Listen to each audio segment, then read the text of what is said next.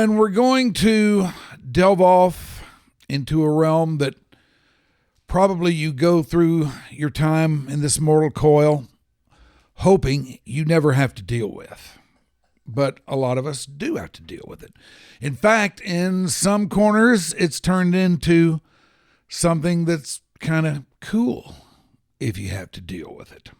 But I think the vast majority of us would rather get out of this thing without it. I know I've never had to deal with it, and I'm pretty much in that camp.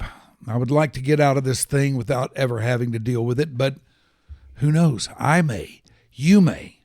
And if you've never dealt with it and are dealing with it for the first time, like me, you probably don't know anything about it. This is the world of the polygraph.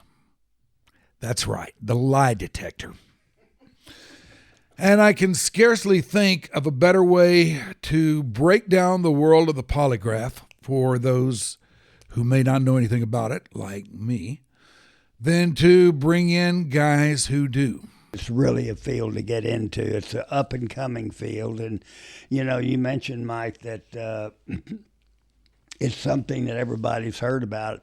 I was working on a book once and with another author, and I said, you know, the formal title of this field is forensic psychophysiology. You think we ought to use that instead of polygraph? And this co-author said, Rick, go out here on the street and ask the next 100 people you can encounter if they know who their congressman is, state or national, if they know who the mayor is, if they know many of them who the elected officials in Washington are, and they don't. Go ask them if they've ever heard of polygraph or lie detection, and every one of them has, and they all have an opinion about it.